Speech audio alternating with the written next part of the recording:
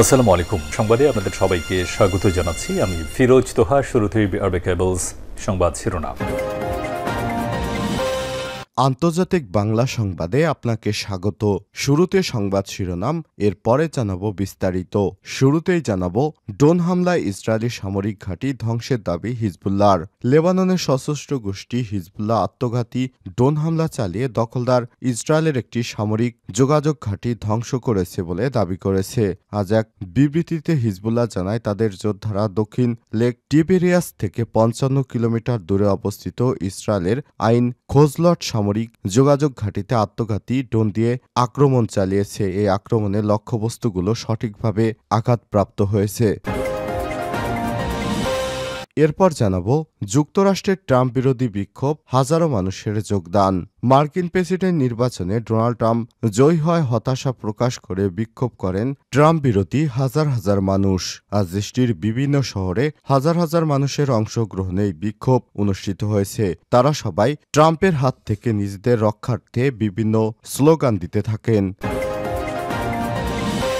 জানাবো ট্রাম্প বেআইনি আদেশ দিলে কি করবে পেন্টাগন। প্রথম মেয়াদে পাগলাও খেপাটে প্রেসিডেন্ট হিসেবে পরিচিত ছিলেন রিপাবলিকান নেতা ডোনাল্ড ট্রাম্প। সদ্য সমাপ্ত মার্কিন প্রেসিডেন্ট নির্বাচনের ৪৭তম বাসিন্দা হিসেবে আবারও হোয়াইট হাউসের চাবি দখল করেছেন তিনি যদি দখলদারিত্ব চালান তাহলে মার্কিন প্রশাসন আসলে কি করবে, এ বিষয়ে গুরুত্বপূর্ণ সংবাদ জানাবো, সঙ্গেই থাকুন। এদিকে মধ্যপ্রাচ্যের বাইরেও যুদ্ধ এবং অস্থিরতা ছড়িয়ে পড়ার আশঙ্কা। ফিলিস্তিনে অবরুদ্ধ গাজা এবং লেবাননে ইসরায়েলিদের যে যুদ্ধ চলছে তা মধ্যপ্রাচ্যের বাইরে অনেক দূর পর্যন্ত ছড়িয়ে পড়তে পারে বলে আশঙ্কা প্রকাশ করেছে ইরানের পররাষ্ট্রমন্ত্রী আব্বাস আরাগচি। এবং সর্বশেষ জানাবো আবারও এক হয়ে মাঠে নামছে কিম এবং পুতিন।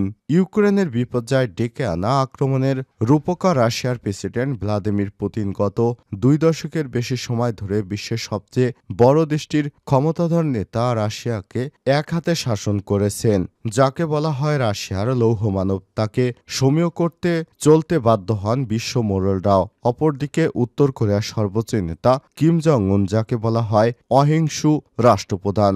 যখন প্রাণপণ যুদ্ধে লিপ্ত রাশিয়া ইউক্রেনে সৈন্যরা ঠিক তখনই নাটকীয়ভাবে এই লড়াইয়ে রাশিয়ার পক্ষে যুদ্ধের ময়দানে হাজার হাজার কোরিয়ান সেনা পাঠাচ্ছে কিম জং উন। প্রিয় দর্শক, এতক্ষণ শুনছিলেন সংবাদ শিরোনাম, এবারে বিস্তারিত। তবে তার আগে বন্ধুরা অনুরোধ থাকবে এই সংবাদটিতে একটি লাইক দিন। এই চ্যানেলে আপনি নতুন হয়ে থাকলে আমাদের সংবাদটি দেখতে দেখতে চ্যানেলটি সাবস্ক্রাইব করে রাখুন। গাজা যুদ্ধে আপনি যদি নিরীহ ফিলিস্তিনিদের ভালোবেসে থাকেন বন্ধুরা, কমেন্টে ইয়েস লিখে বিশ্ববাসীকে জানিয়ে দিন। এবারে বিস্তারিত। ড্রোন হামলায় ইসরায়েলি সামরিক ঘাঁটি ধ্বংসের দাবি হিজবুল্লাহর। লেবাননের সশস্ত্র গোষ্ঠী হিজবুল্লাহর আত্মঘাতী ড্রোন হামলা চালিয়ে দখলদার ইসরায়েলের একটি সামরিক যোগাযোগ ঘাঁটি ধ্বংস করেছে বলে দাবি করেছে। রোববার ১০ই নভেম্বর প্রকাশিত এক বিবৃতিতে হিজবুল্লাহ জানায় তাদের যোদ্ধারা দক্ষিণের লে টিবেলিয়াস থেকে ৫৫ কিলোমিটার দূরে অবস্থিত ইসরায়েলের আইন খোজলট সামরিক যোগাযোগ ঘাঁটিতে আত্মঘাতী ড্রোন স্কোয়াড দিয়ে আক্রমণ চালিয়েছে। এই আক্রমণের লক্ষ্যবস্তুগুলো সঠিকভাবে আঘাতপ্রাপ্ত হয়। বিবৃতিতে আর উল্লেখ করা হয় যে লেবাননে তার জনগণের সুরক্ষা এবং খাইবার অপারেশনের ধারাবাহিকতার অংশ হিসেবে ইসরায়েলে আক্রমণ গণহত্যার প্রতিশোধ নিতে এই ড্রোন হামলা চালানো হয়। অন্য একটি বিবৃতিতে হিজবুল্লাহ জানিয়েছে তাদের বিরুদ্ধে দক্ষিণ মারুন আল রাশ এলাকায় ইসরায়েলি বাহিনীর একটি সমাবেশে আক্রমণ চালিয়েছে। গত ২৩শে সেপ্টেম্বর থেকে ইসরায়েলি সেনাবাহিনী হিজবুল্লাহর সঙ্গে উত্তেজনা বৃদ্ধি করে লেবাননে নজিরবিহীন বিমান হামলা চালাচ্ছে, যা লেবাননে একটি বিপজ্জনক পরিস্থিতি তৈরি করেছে। লেবাননের স্বাস্থ্য মন্ত্রণালয় জানিয়েছে ২০২৩ সালের ৮ অক্টোবর থেকে শুরু হওয়া এই সংঘাতের ফলে ইসরায়েলি বিমান হামলায় পর্যন্ত ৩,১১৭ জন নিহত এবং ১৩,৮৮৮ জন আহত হয়েছে। অন্যদিকে হিজবুল্লাহর হামলায় বেশ কিছু কর্মকর্তা সহ বহু ইসরায়েলি সেনাও হতাহত হয়েছে, সূত্র মেহের নিউজ এজেন্সির। যুক্তরাষ্ট্রে ট্রাম্প বিরোধী বিক্ষোভ, হাজার হাজার মানুষের যোগদান। মার্কিন প্রেসিডেন্ট নির্বাচনে ডোনাল্ড ট্রাম্প জয়ী হয় হতাশা প্রকাশ করে বিক্ষোভ করেন। আজ দেশটির বিভিন্ন শহরে হাজার হাজার মানুষের অংশগ্রহণে বিক্ষোভ অনুষ্ঠিত হয়। নারীদের প্রজনন অধিকার নিয়ে হুমকি তৈরি হয় এবং যুক্তরাষ্ট্র থেকে গণহারে অভিবাসীদের বের করে দেওয়ার যে অঙ্গীকার ট্রাম্প করেছেন তার বিরুদ্ধে এই বিক্ষোভ করা হয়। বিক্ষোভে অংশ নিতে নিউ ইয়র্ক, সিয়াটল সহ অন্যান্য শহরে রাস্তায় নামে আসেন শত শত মানুষ। বিক্ষোভের আয়োজকদের একজন স্টিভ ক্যাপুরি WFTI টিভিকে তিনি বলেছেন, সামনে যা ঘটতে যাচ্ছে তা নিয়ে আমরা শঙ্কিত, কারণ ট্রাম্প আমাদের সবার জন্যই হুমকি। ট্রাম্প ইন্টারন্যাশনাল হোটেল অ্যান্ড টাওয়ারের সামনেও বিক্ষোভ অনুষ্ঠিত হয়েছে। এ সময় বিক্ষোভকারীদের হাতে ছিল আমরা আমাদের রক্ষা করি মিস্টার প্রেসিডেন্ট, নারীরা তাদের স্বাধীনতার জন্য আর কত দীর্ঘ সময় অপেক্ষা করবেন, আমরা পিছু হটব না। বিক্ষোভ হয়েছে ওয়াশিংটন ডিসিতেও। সেখানে হেরিটেজ ফাউন্ডেশনের বাইরে বিক্ষোভে অংশ নিয়েছিল সংগঠন উইমেন্স মার্চের কর্মীরা। এর আগে শুক্রবার ওরেগনের পোর্টল্যান্ড শহরে ট্রাম্প বিরোধী একই রকম বিক্ষোভ হয়েছে। এই বিক্ষোভে অংশগ্রহণকারী ব্যক্তিদের কারো হাতে ছিল ফ্যাসিবাদের বিরুদ্ধে লড়াই করো, ভয়কে শক্তি পরিণত করো, এমন নানা রকম slogan সংবলিত placard.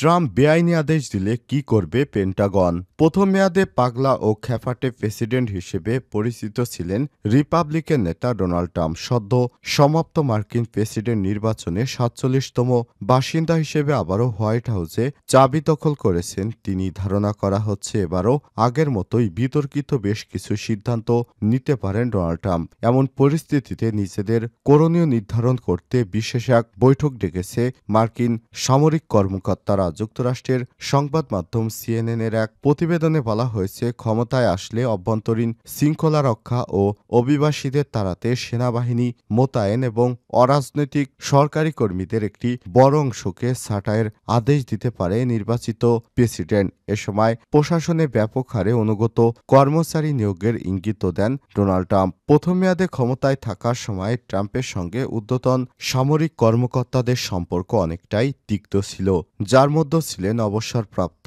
General Mark Milley, যিনি জয়েন্ট চিফ অব স্টাফ থাকাকালীন পারমাণবিক বোমা ব্যবহারে ট্রাম্পের ক্ষমতা কমিয়ে আনার পদক্ষেপ নিয়েছিলেন। ট্রাম্প বারবারই মার্কিন সামরিক কর্মকর্তাদের অযোগ্য ও অদক্ষ বলে তিরস্কার করে আসছেন। ট্রাম্প দ্বিতীয় মেয়াদে প্রেসিডেন্ট নির্বাচিত হওয়ার পর মার্কিন প্রতিরক্ষা সদর দপ্তর পেন্টাগনকে নতুন করে ঢেলে সাজানোর প্রস্তুতি চলছে। প্রতিরক্ষা বিভাগের এক কর্মকর্তা জানায়, তারা সবচেয়ে খারাপ পরিস্থিতিকে সামনে রেখে প্রস্তুতি ও পরিকল্পনা সাজাচ্ছে, তবে এসব কিভাবে কার্যকর হবে তা এখনও কেউ জানে না। ট্রাম্পের বিজয়ের পর পেন্টাগনে প্রশ্ন উঠেছে যে তিনি যদি কোনো বেআইনি আদেশ দেন তবে কি হবে। যদিও একজন সেনাদের বেআইনি আদেশ অমান্য করার অধিকার আইনেই আছে, তবে প্রশ্ন হলো এরপর কি হবে? আমরা কি জ্যেষ্ঠ সামরিক নেতাদের পদত্যাগ করতে দেখব? পেন্টাগনের নেতৃত্ব দেওয়ার ভার ট্রাম্প কাকে দেবেন সেটা এখনো স্পষ্ট নয়। শুধু কর্মকর্তারা আশা করেন ট্রাম্প ও তার নিয়োগ করা কর্মকর্তারা সামরিক নেতাদের সঙ্গে বৈরী সম্পর্ক এড়ানোর চেষ্টা করবেন, যেমনটা ট্রাম্পের প্রথম মেয়াদে দেখা গেছে। ট্রাম্পের প্রথম মেয়াদে দায়িত্ব পালন করা সাবেক এক প্রতিরক্ষা কর্মকর্তা জানান, ট্রাম্পের প্রথম মেয়াদে হোয়াইট হাউস ও প্রতিরক্ষা বিভাগের মধ্যে সম্পর্ক ছিল সত্যিকার অর্থে খারাপ। তিনি জানান, এখন ট্রাম্প প্রশাসন কিভাবে প্রতিরক্ষা বিভাগের জন্য কর্মী বাছাই করবে সেটি পেন্টাগন কর্মকর্তাদের সবচেয়ে বড় চিন্তার বিষয়। মধ্যপ্রাচ্যের বাইরেও যুদ্ধ অস্থিরতা ছড়িয়ে পড়ার আশঙ্কা। ফিলিস্তিনের অবরুদ্ধ গাজা এবং লেবাননে ইসরায়েলের যে যুদ্ধ চলছে তা মধ্যপ্রাচ্যের বাইরেও অনেক দূর পর্যন্ত ছড়িয়ে পড়তে পারে বলে আশঙ্কা প্রকাশ করেছে ইরানের পররাষ্ট্রমন্ত্রী আব্বাস আরাগচি।